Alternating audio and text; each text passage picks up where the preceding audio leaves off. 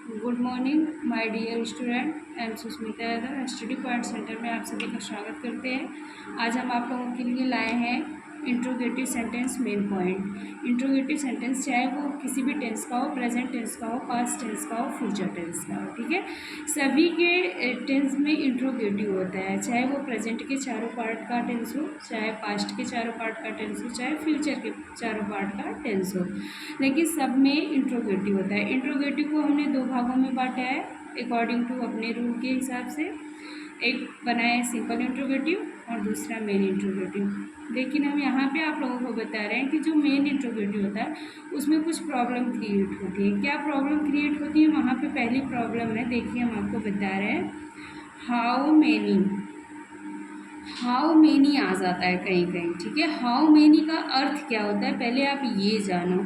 तो how many का अर्थ जो होता है, इसका अर्थ होता है कितने, ठीक है। हाउ मेनी का अर्थ क्या होता है? कितने होता है। और यह शब्द संख्यावाचक होता है। संख्यावाचक मतलब क्या होता है? इस शब्द को हम जो भी मतलब जो यहाँ पे वर्ड यूज होगा उसको हम गिन सकते हैं, ठीक है, मतलब संख्यावाची होगा। और ये जो होता है जब हम काउंटेबल और अनकाउंटेबल नाउन पढ़ेंगे तो उसमें भी आपको हाउ मेनी हाउ मच का रूल हम कन्फर्म करवा देंगे। तो ये कह रहा है हाउ मेनी का अर्थ होता है कितना, यह शब्द संख्यावाचक होता है। ये जब संख्यावाचक होता है तो इसका ट्रांसलेट कैसे बनता है? हम तो कह रही है कि अगर वाक्य में आगे क्या शब्द है तो जिस टेंस में होगा उस टेंस की हेल्पिंग वर्ब आगे कर दिया जाएगा।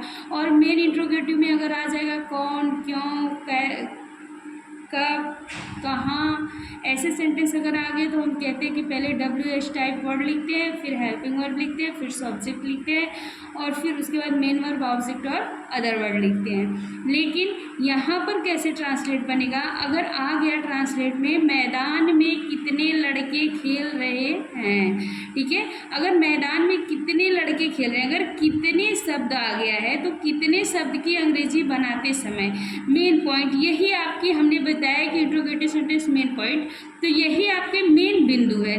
क्या मेन बिंदु है? मैदान में कितने लड़के खेल रहे हैं। अब कितने लड़के, ये कितने, जब इसका ट्रांसलेट हम बनाएंगे तो इसका ट्रांसलेट बनाने के लिए हम क्या करते हैं कि हाउ मेनी, हाउ मच जो भी लगाएंगे, ये WH टाइप वर्ड है तो ये जो क्वेश्चन मार्क वर्ड जब हम आगे लिखेंगे तो इसके साथ इसका नाउन भी लिखते हैं। इसमें क्या आता है? नाउन आता है। अब नाउन है क्या? देखो इसमें कैसे पता चलेगा कि इसमें नाउन क्या है। देखो मैदान में कितने लड़के खेल रहे हैं, क्वेश्चन मार्क लगा है, तो मैदान में कितने लड़के खेल रहे हैं तो पहले हमें हाउ मेनी, तो हमने बनाया हाउ मेनी, फिर क्या बॉयज, कितने लड़के की अंग्रेजी एक साथ आपकी बनेगी, ठीक है। हाउ मेनी बॉयज, कितने लड़के, फिर उसके बाद हम क्या लगाएंगे? इस टेंस की हेल्पिंग वर्ब, तो रहा रही रहे है और यहाँ हाउ मेनी बॉयज है, आई मीन क्या है, कर्ता बहुवचन है, यहाँ पे आर लगाओगे हेल्पिंग वर्ब। फिर हमने बताया कि मेन वर्ब प्ले, प्ले में ING, playing in the field. तो हमने बताया है कि हाउ मेनी का अर्थ है कितने, यह शब्द संख्यावाचक होता है। तो अगर 10 बच्चे हैं, 20 बच्चे हैं, 25 बच्चे हैं, 30 बच्चे हैं तो हम उनको क्या कर सकते हैं? गिन सकते हैं। जब हम उसको गिन लेंगे तो कितने के लिए हम क्या लगाएंगे? हाउ मेनी लगाएंगे, ठीक है। और उसके साथ उसका नाउन भी लिखेंगे, हाउ मेनी बॉयज, ठीक है, समझ में आया। फिर आगे हम आते हैं हाउ मच, ये भी कंफ्यूजन आपकी हम खत्म करेंगे। हाउ मच जो होता है, हाउ मच का अर्थ होता है कितना, और यह शब्द परिणामवाचक होता है, ठीक है। यह शब्द कैसा होता है? परिणामवाचक होता है। परिणामवाचक कैसे होता है? देखो यहाँ पे हाउ मेनी, इसमें हमने लड़के को गिन लेंगे इसलिए ये क्या है? संख्यावाचक है और ये परिणामवाचक है। इसमें हम जो भी वस्तु, जो भी नाउन हमारे साथ में रहेगी उसको हम गिन नहीं पाएंगे, ठीक है। इसलिए काउंटेबल और अनकाउंटेबल नाउन के दो प्रकार और होते हैं जो काउंटेबल और अनकाउंटेबल नाउन होते हैं। ये हाउ मेनी, हाउ मच के अकॉर्डिंग ही यूज होते हैं। तो यहाँ पर आते हैं हाउ मच का अर्थ होता है कितना और यह शब्द परिणामवाचक होता है। तो वह कितना दूध पी रहा है, क्वेश्चन मार्क, ठीक है, वह कितना दूध पी रहा है। तो कितना शब्द आया है तो हमने कहा कि कितना शब्द जो है वो परिणामवाचक है क्योंकि इसके साथ इसकी नाउन भी ट्रांसलेट में लिखनी होगी ना। कितना दूध एक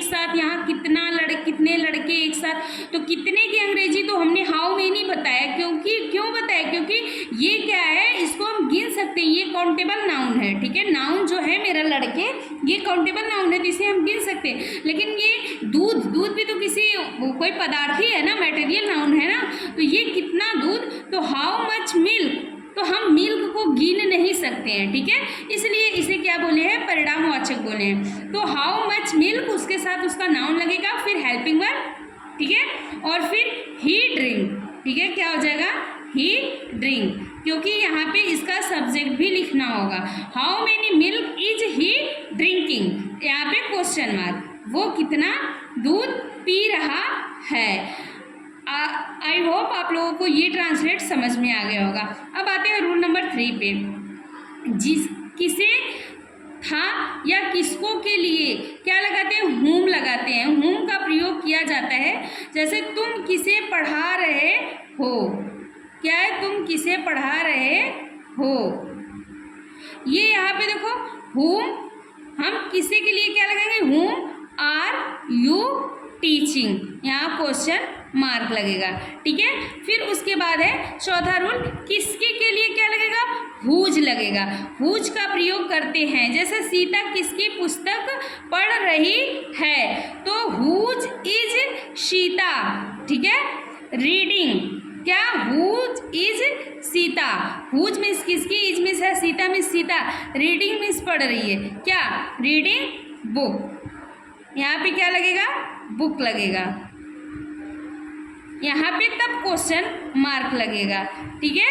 ये आपके 4 यूनिक रूल रहे किसके, मेन इंट्रोगेटिव के, ठीक है। आई होप आप लोग समझ गए होंगे। Thank you so very much watching my video.